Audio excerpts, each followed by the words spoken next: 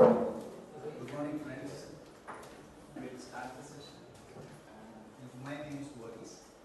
I'm the director of Center for Policy Research and Education, located at the Senior Center. Some of you may be knowing, many of you may not be knowing.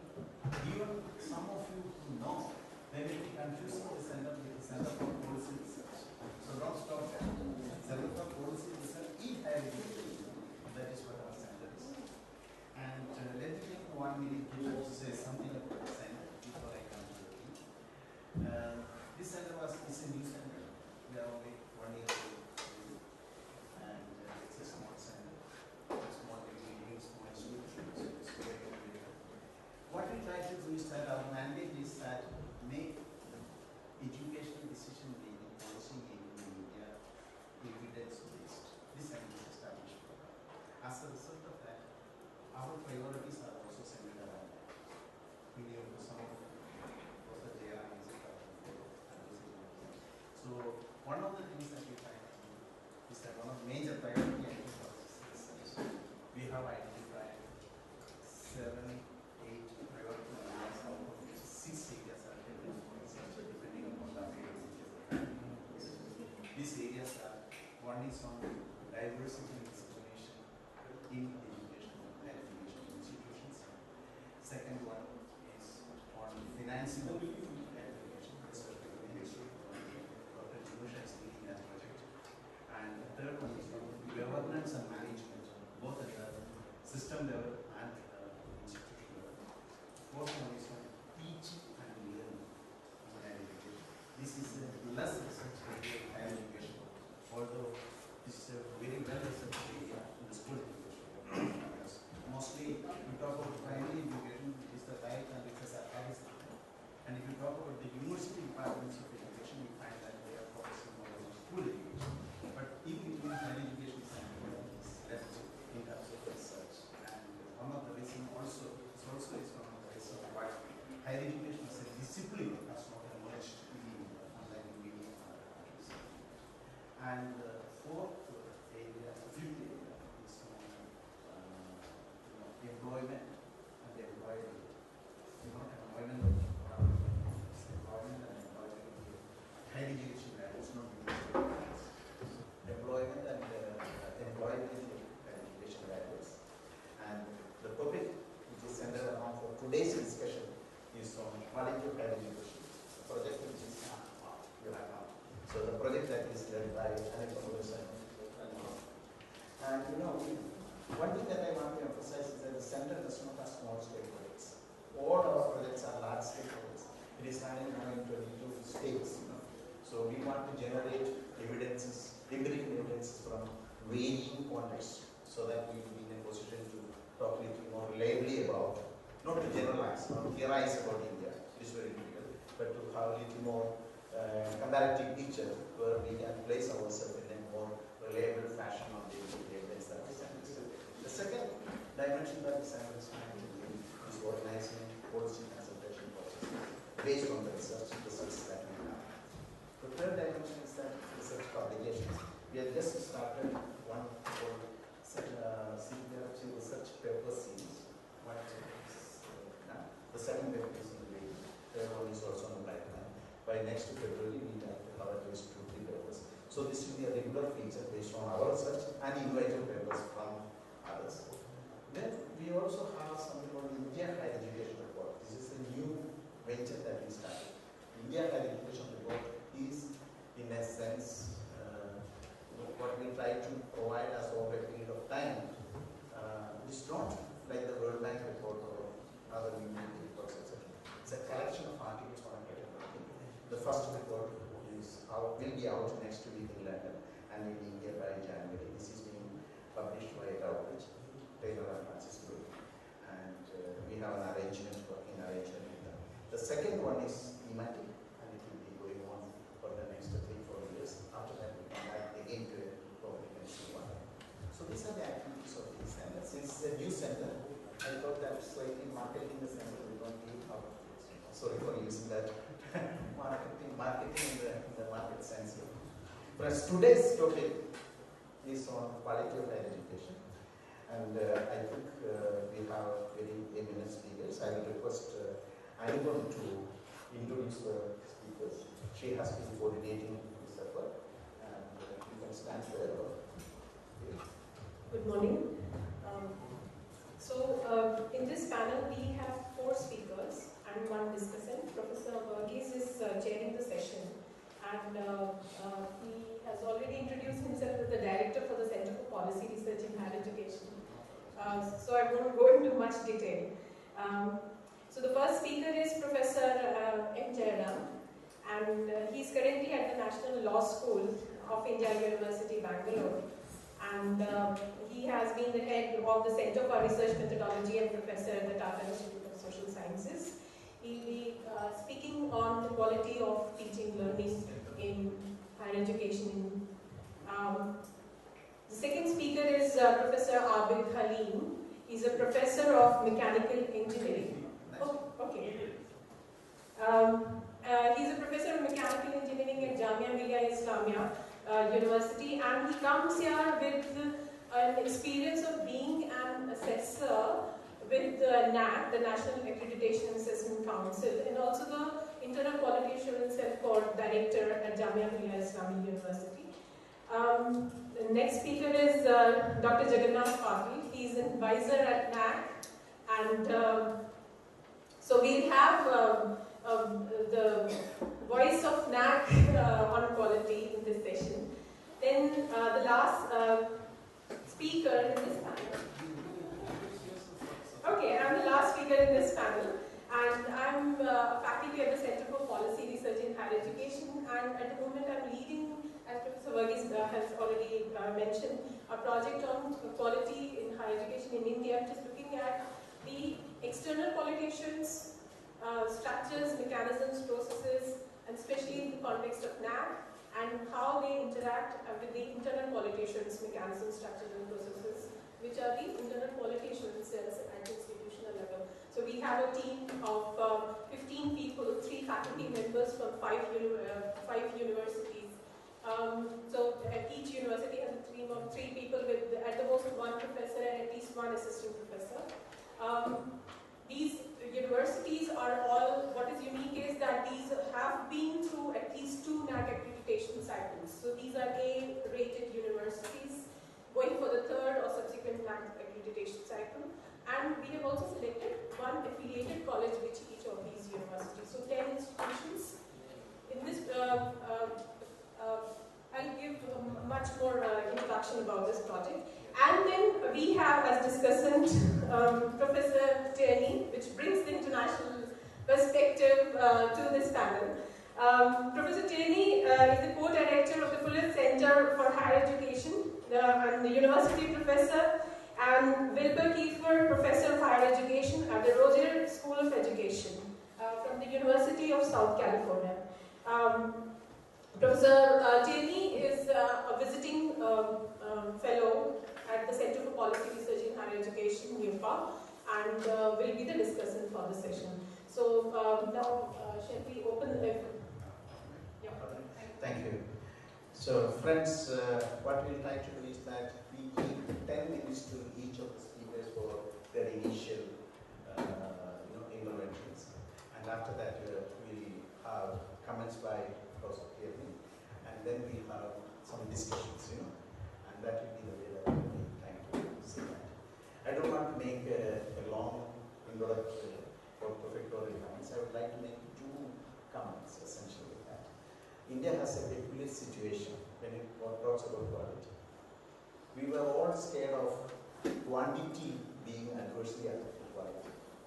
And from 1948, the Action Commission till all commissions till the mid-90s talked about we don't expand higher education. If we expand, quality will come down. So we had universalization of primary education, expansion of secondary education, and consolidation of higher education as the unwritten rule and slogan in the educational planning process in India. But things have changed. Things have changed in the sense that the private sector, increasing household demand for education, that has forced the government to change its policies. And as a result of that, what you find is a massive expansion of the sector from the turn of the century, around 12.5% on an average annual growth. And people quality is a major issue. And we also, unlike in the primary education sector, we also started National Accreditation Agency in 1994 when we started expanding this. And people have different views on that. I'm sure that Professor also understand you and Dr. Patil also have his own views on this issue. Then we have, after a period of time, we found that that will not be sufficient. This once a 5-year assessment will not be sufficient. So we started talking about internal quality assurance mechanisms. Today, if the first one focuses more on the facilities provided, teaching learning conditions, etc. The second one talks internal quality assurance focuses more on processes. Today we also find that the focus is shifting to learning outcomes, national qualification framework, national skill qualification framework, etc., which focuses more on quality in terms of learning outcomes. Now we also talk about the ranking of universities.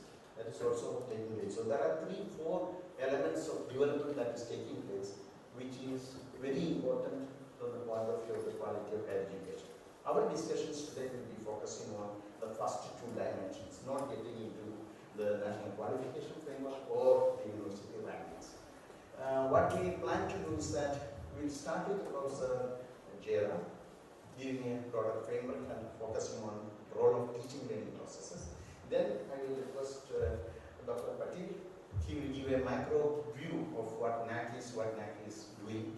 And then we have Professor Haleem, who will be talking about that is not from that point of view of NAC, but also from the point of view of the institutions we are undergoing, which is undergoing this process. And then Anupam, Dr. Anupam will come, and why are you sitting there? Because chair is here. Anupam will come and talk about the functioning of internal quality assurance mechanism, focusing more on the internal quality assurance mechanisms. That's the format that we will follow. So let me begin with a word of thanks to Professor Varghese for dragging me into this panel. Wherever I have spoken on this subject, either people have entirely agreed with me or people have just dismissed that this is not to say an issue. The task that I have set for myself here, the 10 minutes, as the opening batsman, is to lay the field so that others who come in later can consolidate the innings of discussion on this subject. Quality of higher education, all of you will agree, has remained a conundrum in Indian higher education, with reference to Indian higher education. Anybody having something to do with higher education, you will find inevitably bemoans that it has been declining or it has declined. Nobody seems to say that it has improved. Every successive generation keeps commenting that in our generation, higher education was better. That's what I did. When I was doing, my teachers were telling that what sort of students are we getting now. Then, when I became a teacher, I find the same thing. I think every successive generation seems to say, to bemoan, to say this fact with inverted commas, that the educational standards are declining. Unfortunately though, we have a lot of subjective perceptions about it and what the issues are about. But there is not much of a hard data on what are we speaking about when we speak of quality, what are the parameters on which we judge, and what are the facts of the case. Yes, we have two people who have been associated with the process of assessment and accreditation. I have also been part of that. But I do know that it does not cover the aspects of quality of what goes on, you see, per se. They have set out to see certain indicators, do you see certain work on that, and give, you say, assessment certificates. But exercise. I personally feel, as I have the experience of going wrong, however systematic it is done, it tends to focus on those things like infrastructure and so forth, but not on what you say is deemed as quality. I think they may have a different view to say on that. I leave it to say to them. What is significantly different from the 70s and 80s when this issue was raised to today when this issue is raised is that in the 80s and 90s, higher education was under state patronage only. So, you notice higher education was growing. There was absolutely no competition, whether you did well or not, you got your funding, the institutions, and we did not care for any reference to see from outside. After all, we had recovered from colonialism, and why should we have any institution to see from outside as a point of reference for us? So we were very complacent to say about what was to say happening.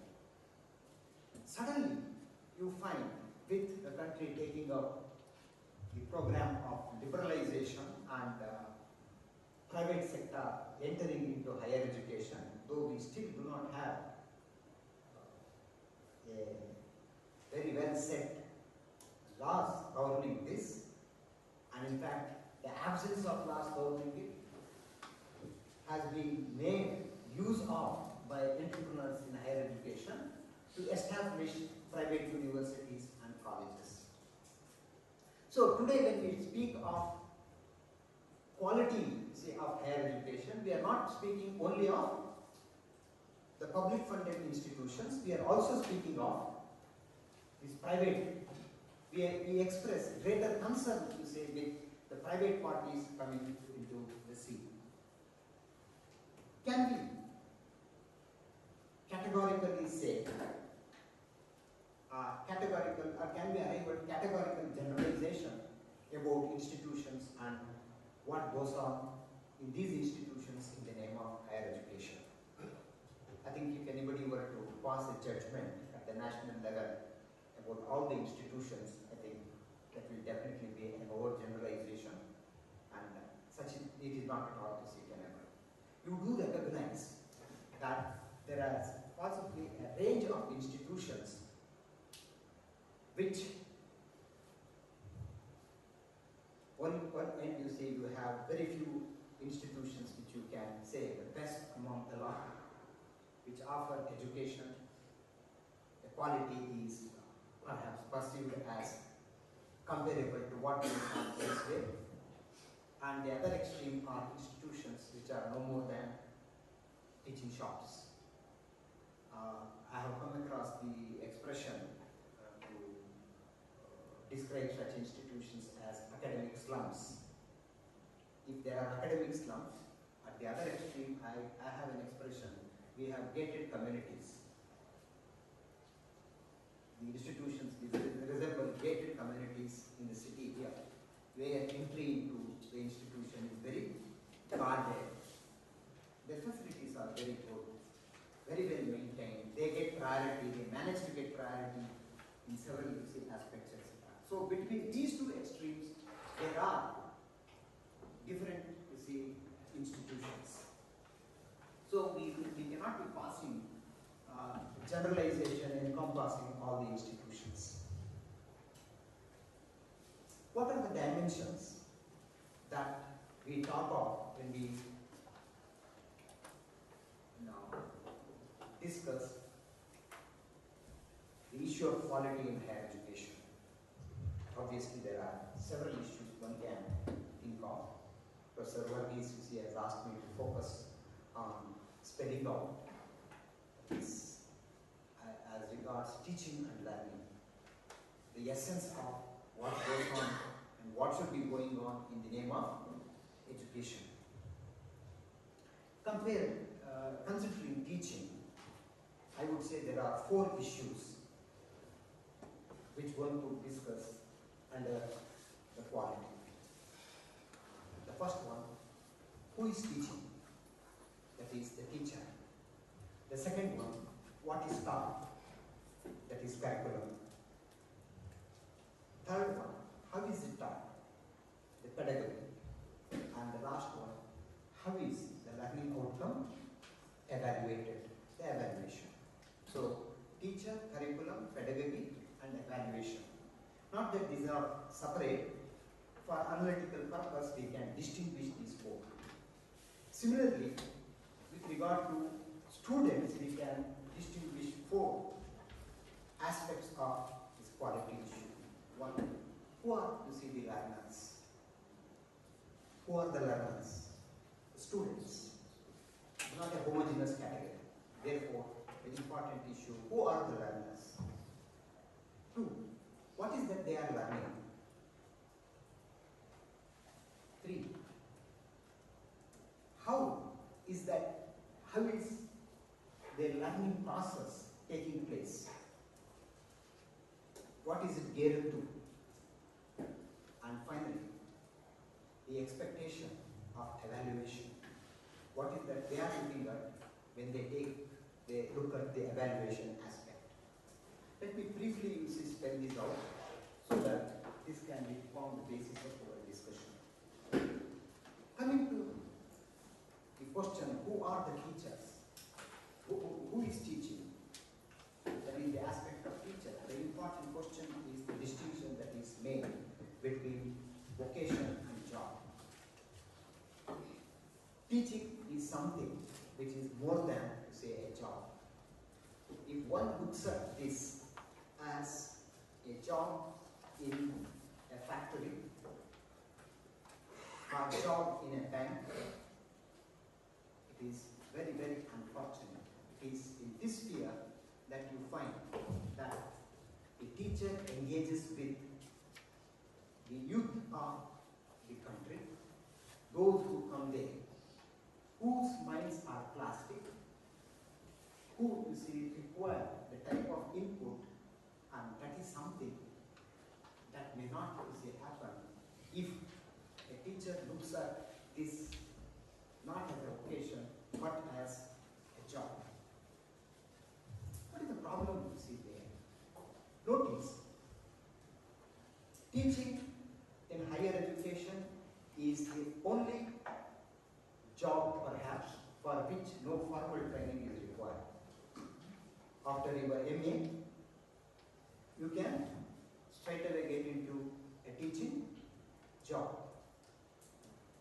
MA, MSc, I think there is no teaching component involved in our curriculum. We don't, at the MA level where I taught, I was not teaching, you see, the students how to teach.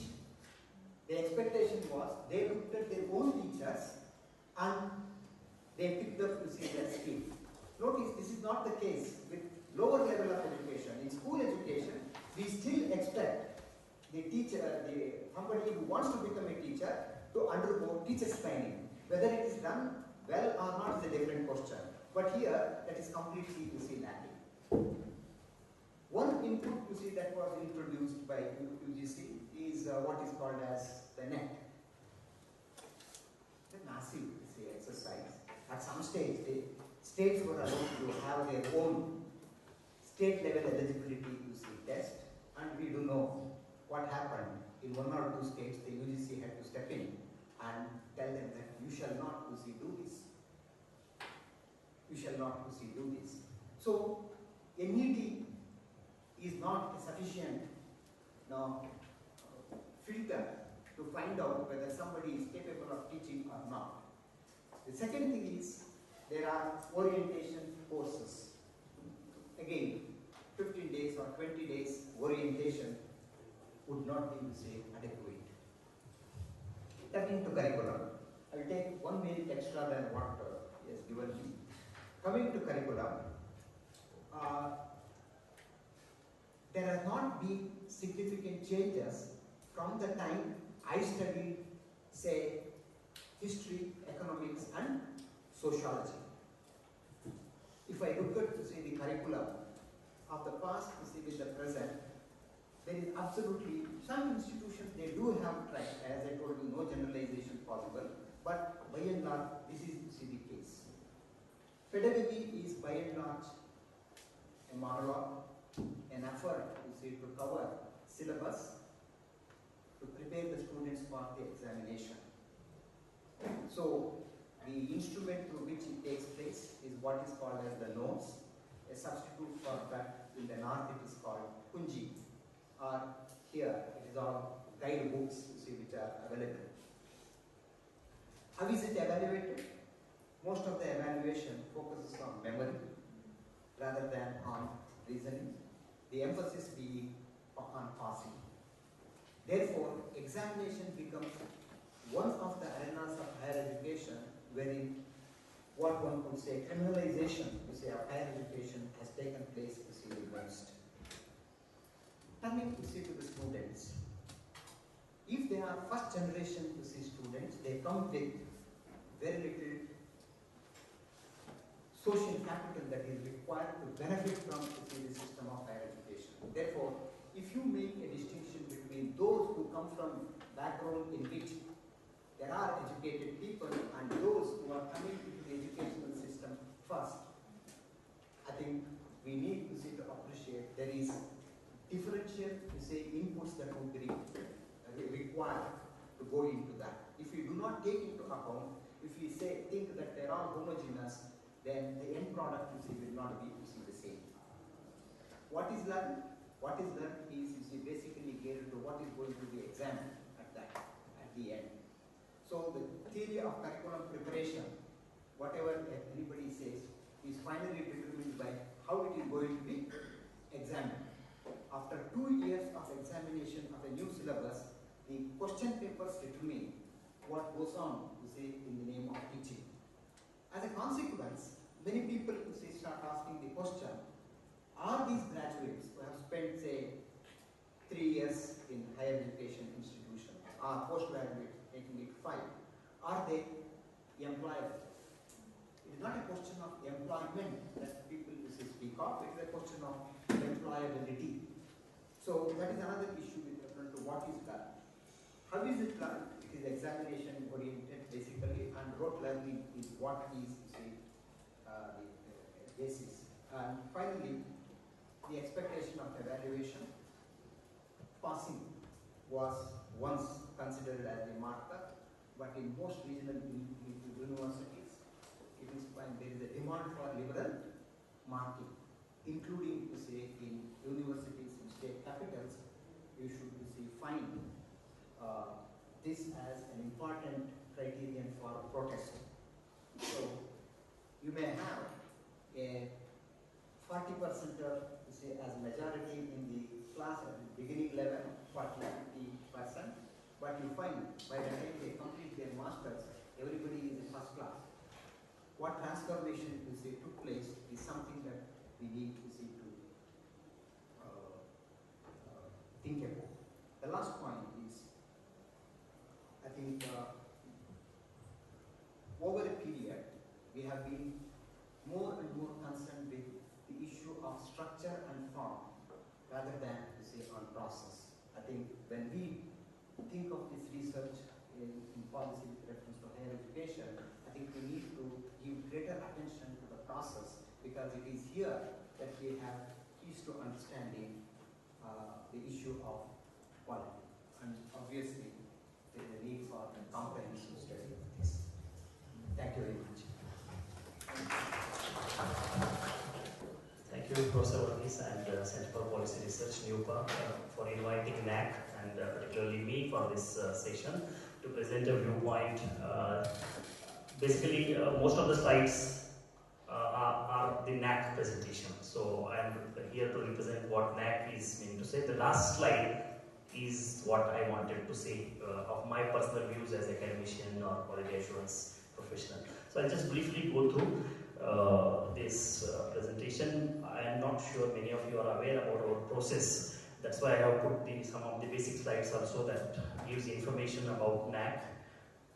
Because Azim Premji University is one of the university which is not yet accredited by NAC, and so I mean there are different new set of emerging universities which are yet to approach NAC. I think I am in that setup, so I thought let me take few minutes to explain what NAC is about and what it is trying to do. I can skip this for the I think level of audience is mature enough to understand the definitions of quality. To simply put it way that there is no defined, there is no specific definition of quality per se, because it is just the most convenient way to describe quality is just like describing a beauty. You cannot have parameters to describe beauty.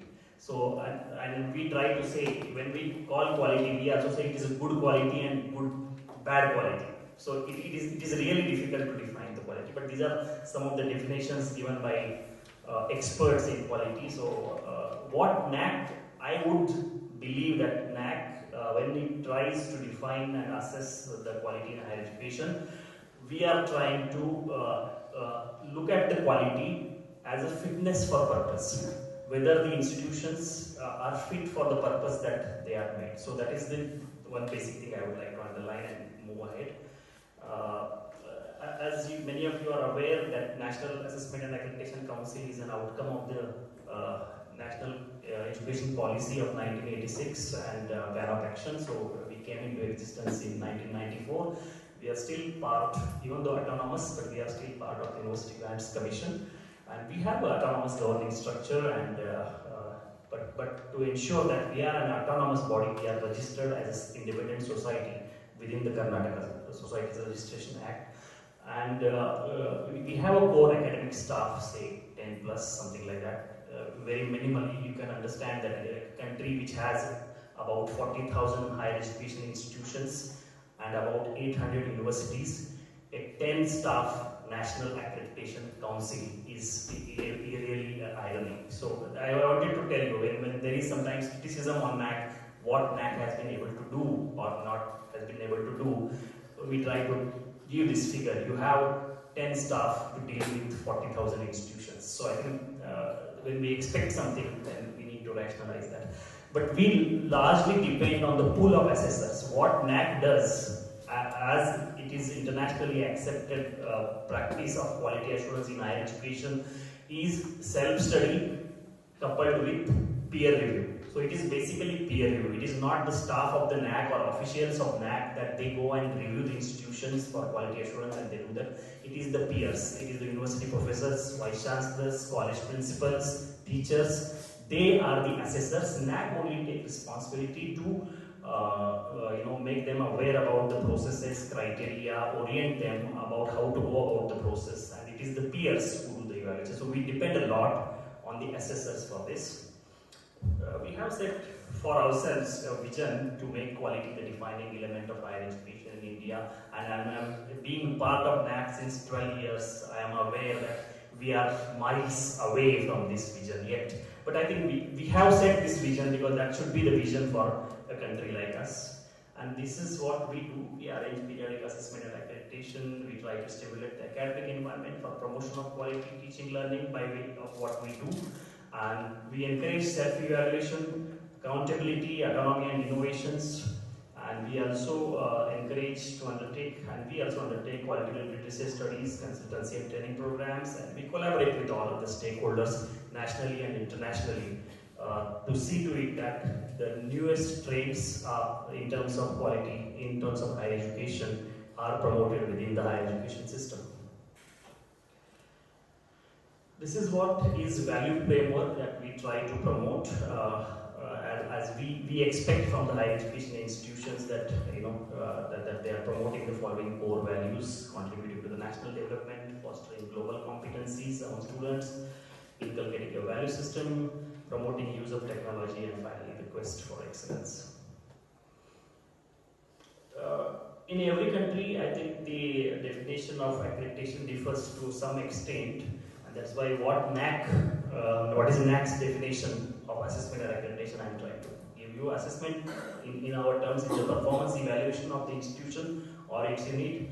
Accreditation is the certification granted for a stipulated period of time. Why I'm defining this is that in other countries, many places, accreditation is considered as a permission to operate or license to operate.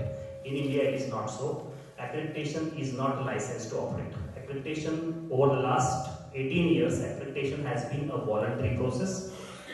permission to operate is given by the governments under the various laws, or there are universities which grant them affiliation. So there are two structures, and there is another third layer also, that is what we call as a recognition, that comes from the professional councils like National Council for Teacher Education, All India Council for Technical Education, Medical Council of India. So they give the recognition. So accreditation by NAC is actually on top of these three things: permission to operate, affiliation by the university, and recognition by the national professional councils. So that it essentially means that it has some, when we grant the accreditation, it has some basic things to operate. Why accreditation? I think education plays a vital role in development of a nation. Therefore, there is a premium on both quantity and quality. And I think Professor Varghese referred about quantity, and we definitely need quantity. We now also, because our gross enrollment ratio is still hovering less than 20%, and we have set a target of 30%. So whatever we may call, but we still need quantity. We also need quality, but we also need quantity. And our job is to facilitate the institutions, the volunteering institutions, to assess their performance with our set parameters through introspection and a process that provides space for participation of the institution. It is not an inspection. We are very different in terms of our approach. We are not like Medical Council of India or AICT or any other body which has an inspectorial approach. They check physically the things, whether the principal given is that size, building has that many square meters, and salaries are paid like this. That is not our job. We consider that is the job of the regulatory bodies and council. Our job is to engage institutions into dialogue, introspection, and try to promote the best practices and move them forward. These are some of the benefits of the accreditation that we say, I think, helping the institution to know its strengths, weaknesses, basically SWOT analysis, and to help them identify areas for planning and resource allocation, and to a large extent, NAC's outcome have been used by the national agencies for the funding. UGC uses it for various fundings, even DPT, and large number of foreign countries they rely on NAC's accreditation to consider the further progression to the studies or employment. We receive large number of examples, but if I have to give you one example, is that I think we have an issue of admission of Indian graduates into the US Masters program, and so far it has been a practice that our 3-year degree is not considered equivalent, and therefore they have to do one more year before they get admitted to the PG. And but I think there is one important decision taken by a group of universities, as is published by WES, that if a graduate is from NAC accredited A-grade university, this 3-year degree of India is considered equivalent to that of 4-year degree of US. So that 1 year is saved. So this is one way of how accreditation is recognized globally, and a lot of Indian foreign missions within India, they recognize and they encourage admissions only in accredited institutions, and that is what I think Chair has already showed me the board. So I think I will skip some of those things. My slides will be available here. So there are a lot of benefits of accreditation. As I told you earlier, we consider this as an exercise in partnership jointly between NAC and the institution being assessed, and a lot of transparency is there right from everything. In fact, we are probably one of the only quality assurance agency in the world in which, before the assessment, whole self-study report, the submission made by the university or college, is uploaded on the website. The public is allowed to comment on that if they have any objection on the data that is given. Before the team for review is formed, it is published on the NAC's website, so people can make comment whether these are people with some vested interests or some dubious backgrounds. The result of the accreditation, the peer team report, everything is put on the website. So everything is transparent in the process, and the peer team which goes to institution visits all stakeholders, including parents, alumni, industry stakeholders, partners, besides the teachers and management. So a lot of transparency is ensured in this process. I can skip this. This is the process of accreditation. We have criteria, and then we have some eligibility process, then self-study report, then in-house analysis, assessment by the team, and the accreditation decision by the executive committee. These are the 7 criteria of assessment, curriculum. I mean, that is what a brief response to what Professor Jayaram said, that our focus is on infrastructure. It is not so. The infrastructure is our 4th criteria only. Among the 7 criteria, we have a more emphasis actually is on curriculum aspects, teaching, learning and evaluation, because these 2 criteria have the highest weightage.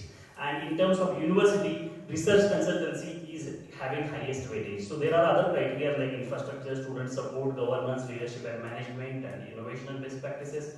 You can see the weightages allotted, and in case of research consultancy, you see 250 weightage is given to the universities, the highest weightage in terms of universities. So that there is a lot of thought gone into that, and it is not an arbitrary done.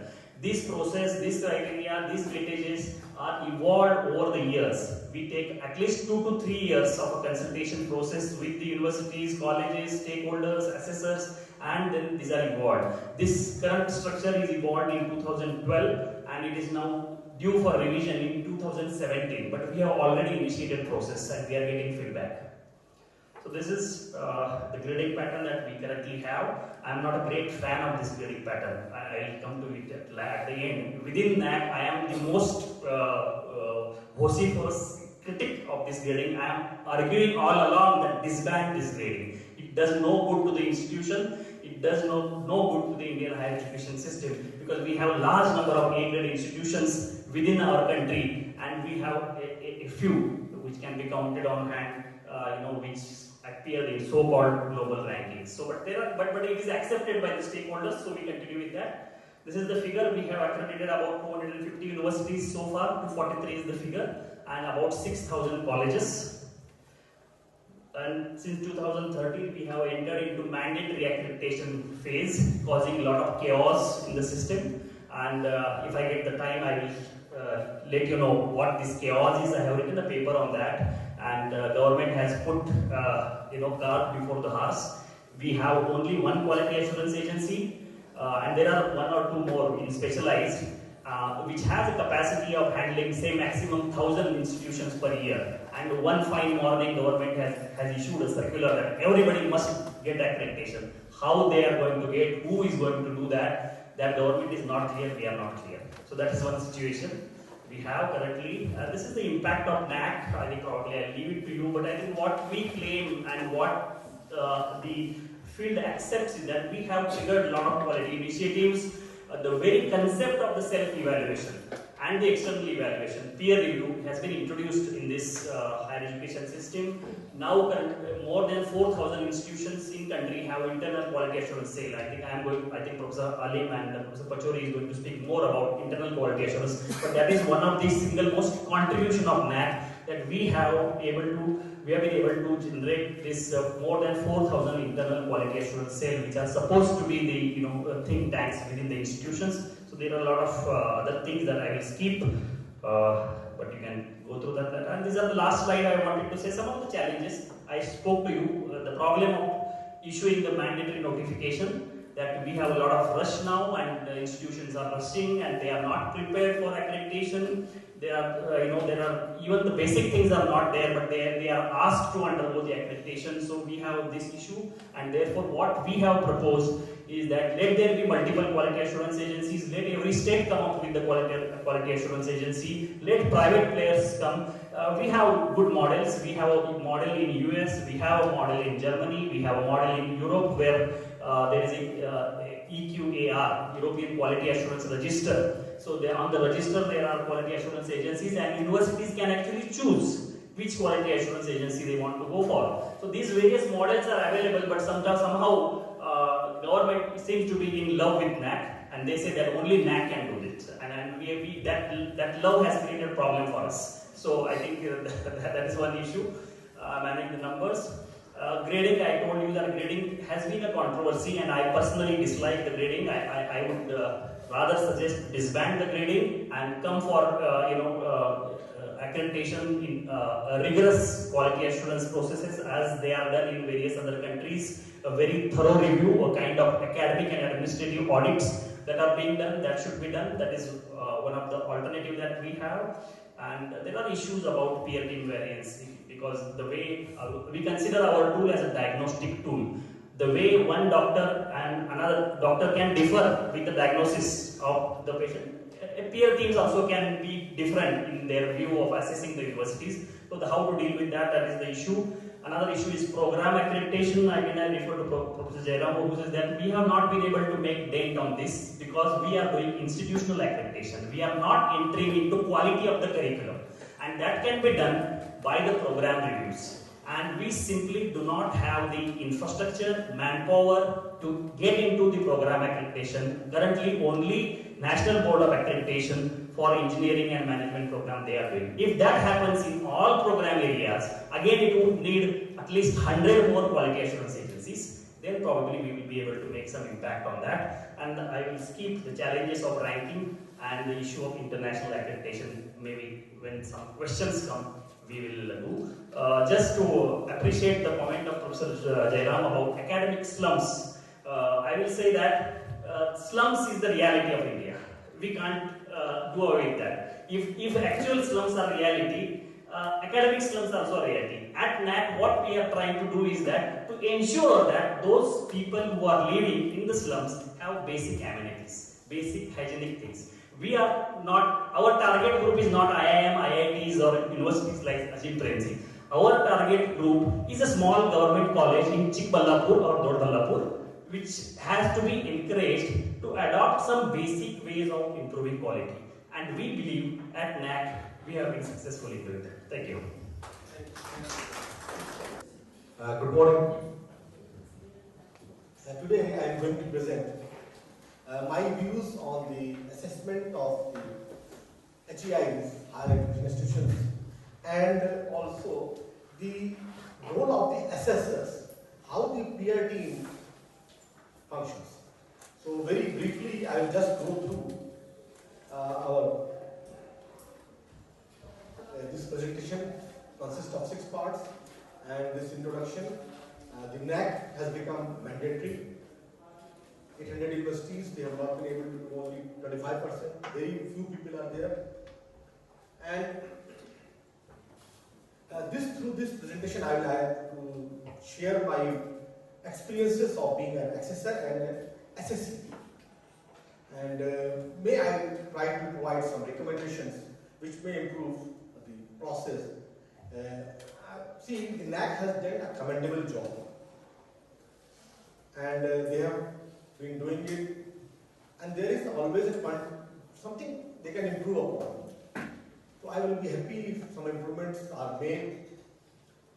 The assessment NAC started in 1994, and the core values and the benefits are here.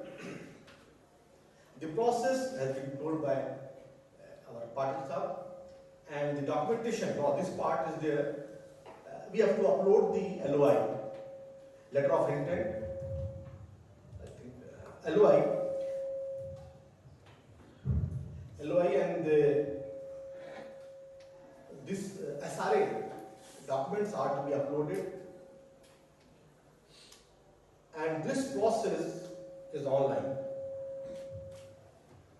Then the institution, after getting the LOI approved, they write the SSR. It's a very comprehensive document, and for that there is a standard process.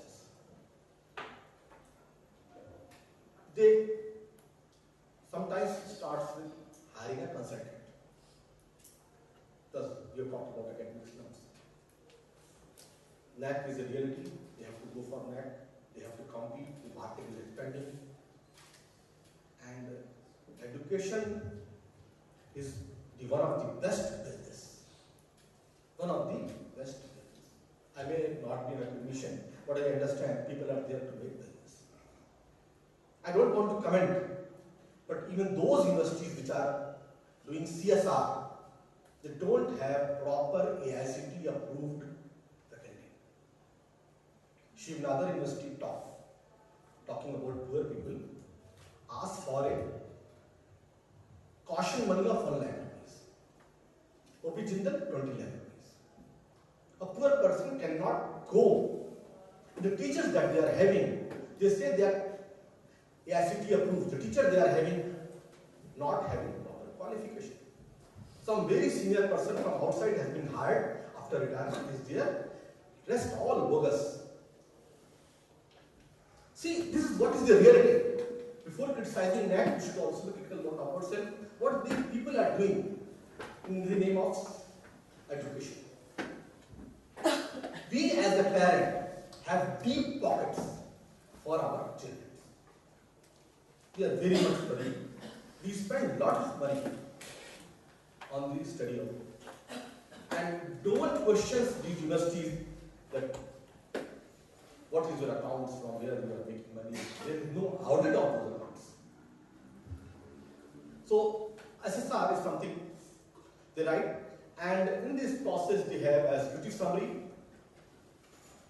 which is inclusive of the SWOT analysis. They have a departmental SWOT as well as the institutional SWOT. And it is important for the institution because they understand the fulfillment of their vision and the mission. Then they write the profile of the university. The university profile. Now, here I am not talking about these things because I will tell you from where the problem comes. These are the points what we are doing and the problems are coming. Then we write the evaluative report. This is a criteria-wise institutional evaluative report. There are certain questions are there which we answer, and that is to be a format. Question answers are there. We try to answer those questions. Now here a different set of writers are there. Even at the institution level, somebody else write criteria-wise, somebody else write the profile, somebody else write the departmental report. Now 3 reports, 3 different data, 3 different perception. There is a lot of discrepancy. This is what our fetishes are. And then department type wise they will give report. These reports they have around 52. One thing just off the record, Patil also there. So when they started this pro forma, so there were a lot of issues in that. So I advise some of the issues to be improved. And those who are doing this reporting, they should have a basic training. The department heads don't have a basic training. The university adopts a policy of pick and choose. Let somebody do the job who is convenient to them, and then he writes them. And the people in the department, they don't want to share their CVs. Very difficult to get their CVs on. In best of the universities, you will not find their mandatory requirements by UGC.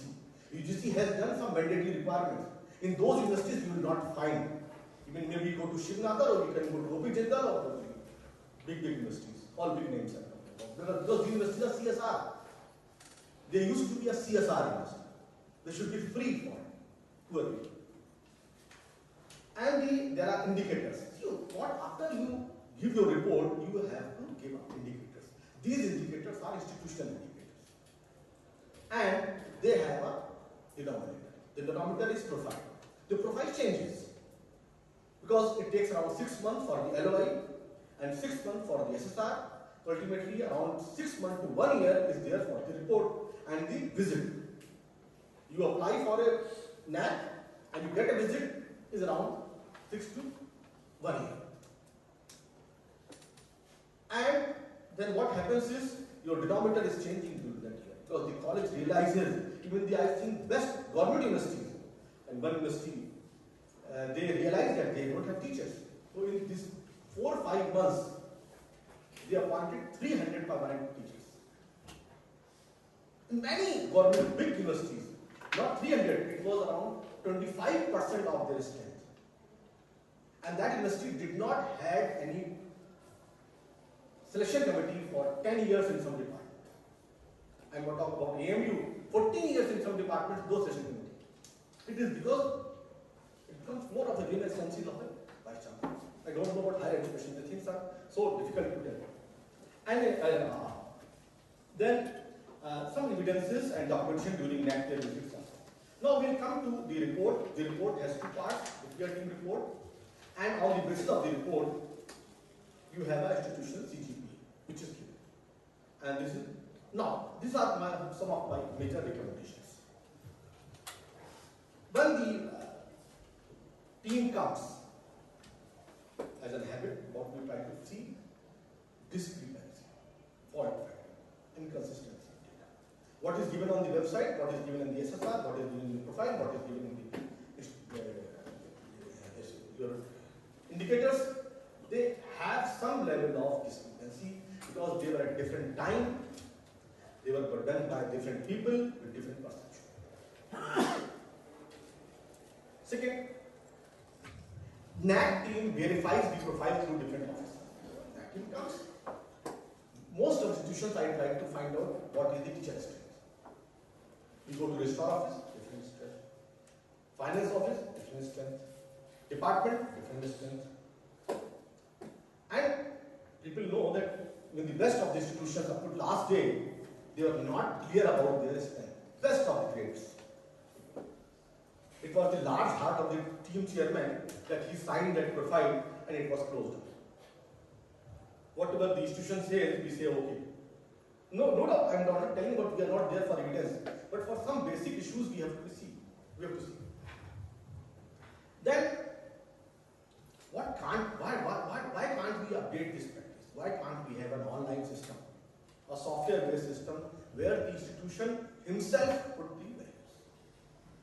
He takes care. They put it like NBA. They put it their own values, and there should be a software which can take care for the discrepancy, like ranking software. And the report should get self-validating. Then departmental visits. Sometimes the team, the issue is the team is too diverse. Departments are too many. We can't send respective experts to departments. Like sometimes what happens, expert of engineering goes to science, expert of social science goes to biotechnology. But understand, what NAC says to expert is that you first read the SSR, come ready with what you want to see. And the universities are told, HEIs are told, institutions are told to tell about their achievements. They are not there to make large presentations. They are not there to see all the facilities. No, that's not their job. They are to tell about the achievements. And that the time becomes very less because experts are not ready to go for more than 3-4 days visit. It's very difficult to get an expert for 5-day visit. And if you have so many colleges and so few experts. Then one thing about the errors in the peer report. That is one important issue, that we have a lot of errors which comes because of the team own group dynamics. Experts is engineering. Just a minute, so I will take one more minute. My average will be less than the my time will be less than the average. Least time. And then errors in the team, then qualified training staff is there. And then important issue. Because this thing I understand should be rectified. Patil is there. What happens is we write the CGPA before we discuss the PhD report. Because everybody has to go back. And this should not happen. When we have a PhD report, both of us agree, then we should write down the CGPA. Then, very important, the most important thing is the role of attitude and culture of assessors. These assessors who are there, they should understand why this institution is all about. They should know the historical perspective, the character of institutions. They should understand, they appreciate, they respect for national diversity. Not all institutions are bad. Some are very good institutions. Some are working under very difficult conditions. And so I understand that the NAC peer team and the NAC system and the whole process needs a lot of improvement, and the role of the top man is important. Thank you very much. This presentation is not a commentary on NAC or assessment process and all those things as such, but is an outcome of very initial thoughts on the ongoing fieldwork in the 5 A-rated universities in India, and looking at the internal quality assurance mechanisms, structures, processes, and how they interact. I will skip many of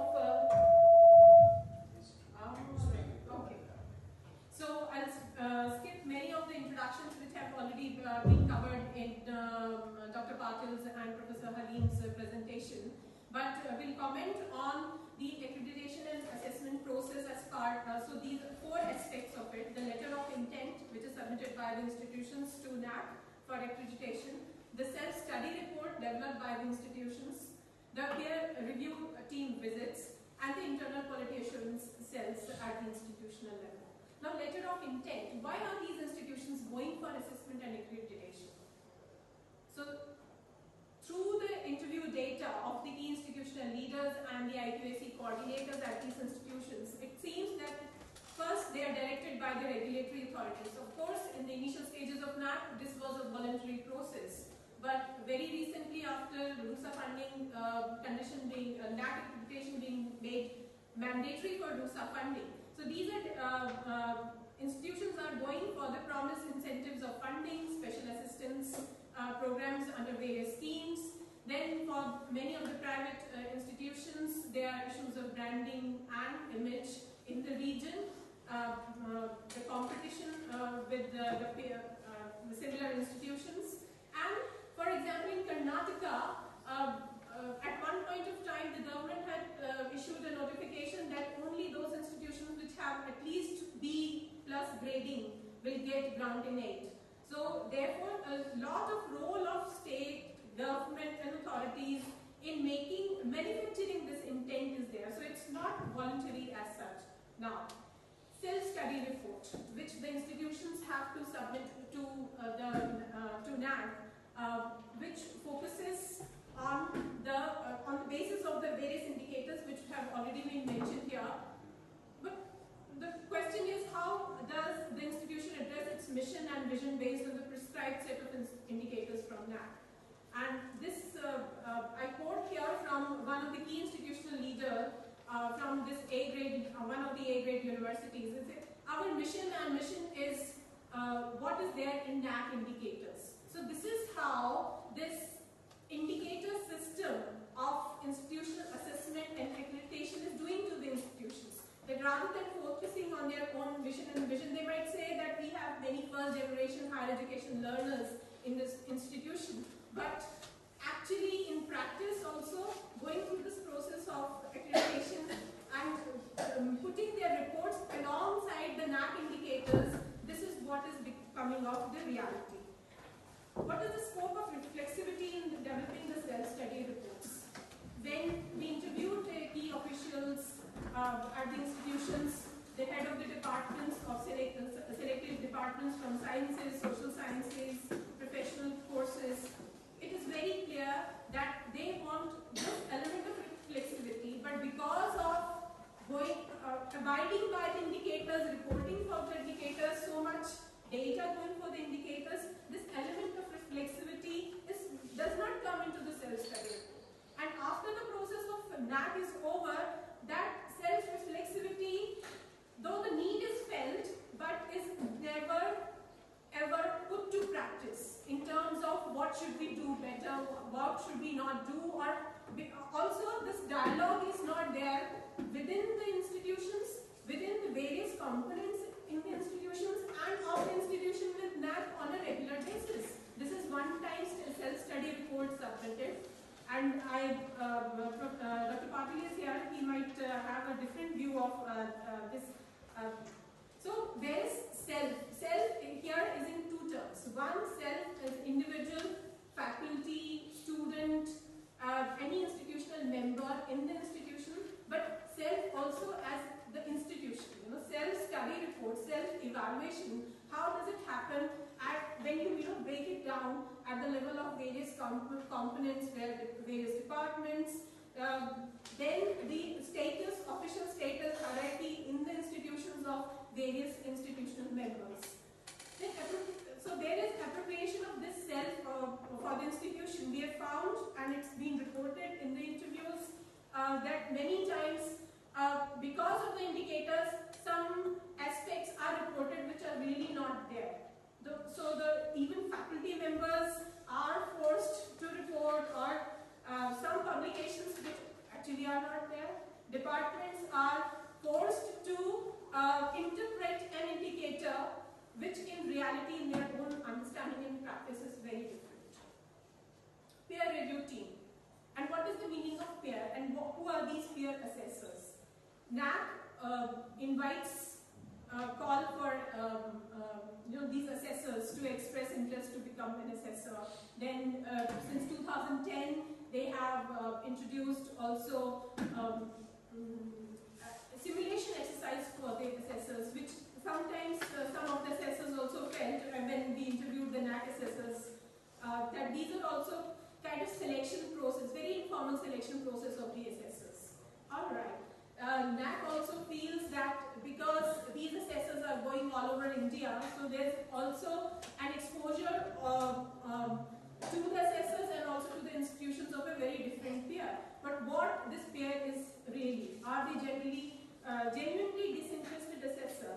As Louis Morley in her book called Power in Higher Education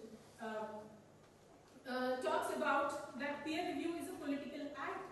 And we found in the through the interviews of the assessors, A-rated universities, when you talk about who are the peer review assessors, who are the peer review assessors, what is your feeling about it? Maybe because of the A-rated universities, most of the university professionals said, yes, that was very good, we are very happy with the assessors. But also we have with the university one affiliated college. Of the 5 affiliated colleges, 3 of these are have B rating. So what is, when you get a B rating, what is your view of the assessor? We found that assessors are institutions are unhappy with the attitudes of the assessors. The fact that assessors do not know about the realities of the state government colleges. So all these institutions in our study are the public institutions. We do not have any private institutions. So the challenges which a state faces in terms of cuts in funding, in terms of stopping the recruitment, bar and recruitment, no institutional head present, the appointment of VCs is a political process in itself again, but no VC available for a long period of time, sometimes near the at the university level, and no interaction between this university and the affiliated college. So this whole thing of peer assessment, when assessor comes, is the peer part of that academic community in real sense? In what sense the assessor feels part of the community, or the institution feels that this peer will help us move forward, or is a genuinely disinterested assessor, is again an issue we found. Then the internal quality assurance cells. These cells were started around 2004 with a mandate of enhancement, improvement and progress of quality at the institutional level, mechanism of institutionalizing the quality culture, and these cells for the institutions who are in the second or subsequent cycles of NAT assessment, they mediate between the institution and the external quality assurance agency, in this case the NAT. But what is happening at the IQAC levels? IQACs are very fluid, amoeboid kind of, though there's something there is on paper, there is one person who takes on lead as NAC coordinator at the time of assessment, but usually IQAC becomes active during the year or few months before when the re-accreditation is due. The self-study report is again, this quality assurance coordinator is the lone soldier for quality, not really quality, but the quality indicators to writing that report, self-study report for the according roles and activities which then come onto the quality assurance cell as reported by the IQAC directors is collecting and collating information, recommendations which have been made in the previous team review reports to announce those recommendations to the respective departments, take on the action taken report and put it into the following reports, annual quality assurance reports or the SSR. Then student feedback and organizational analysis, which is a huge issue. So which is happening really in a very limited way. The student feedback, there's an online submission forms. Many of these universities, all these A-rated universities have created. The student can give anonymous feedback, but in terms of analysis and feeding back to the department, there is a huge gap.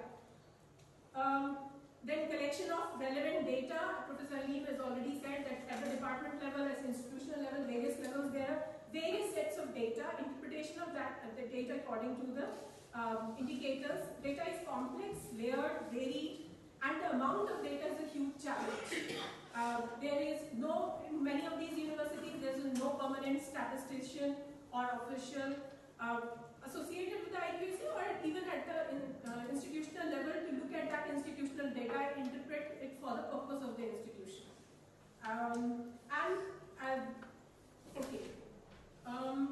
IQAC does not have any statutory status. Coordinator has no authority to follow up on the action taken report. This is not what I feel, but this is what has been reported by the IQAC directors. Preparation of NAC report is also a time-consuming process, and all during this process of 1 year, 6 months times writing the self-study report and 6 months preparing for the NAC visit, so that whole year the academic activities are really affected for preparation of that visit. During the interviews with the focus group discussions with the faculty members, with the head of the departments and with the IQAC, two major issues also came up. One of the API scoring and the choice-based credit system which has been introduced in the universities. And people commenting on the emerging culture of publications across faculty, that there are very low quality publications which come up. Some people feel that even that is good that people are writing, but in terms of making a case for promotions, in terms of many paid journals being coming up, so the whole issue around the politics of publications is there. The frequency of assessment and evaluations has increased because of the choice-based credit system, leaving less time and focus for teaching and learning. Now, here what is happening is that we believe, and through the literature review we have seen across in various countries going through this process of accreditation and assessments. Quality cannot be top-down project and inspection methodology-based approach. Quality cultures cannot be achieved without self-assessment in place, without a culture of reflexive practices. However, the compliance, what is happening here is that quality in the current accreditation and assessment, because of this assessment system, has been interpreted as by the institutions as the indicator of compliance to certain indicators. And if that leads to good grades, then there is offer of special assistance, some special funding. So these top-down assessments are used with grants, incentives, leading to the culture of compliance, anxiety and fear for this compliance. And because these universities who are in the third cycle, when you say that what has changed for you during, from the first cycle to the third cycle, they have reported in the first cycle we was very fearful of the assessment. In third cycle, we have gained confidence. Now, this confidence in what? That we are able to comply with the coordinator. It's not of the confidence of the quality of the institution. So, we have also interviewed some of the NAC faculty. Last slide, yeah. Input and output are not currently matched. I quote, we expect improvement and change in output in each cycle without discussing the inputs. With the same input over and over again, how long can you keep on improving quality or expect a different outcome? So what is happening is that this appropriation of peer, this community of academics and self as an individual and at the institutional level is emerging. The emerging phenomenon is linking accreditation. There is also, this needs to be problematized. It's not a commentary on that, but on the overall larger framework of higher education, that this new incentive of pattern-based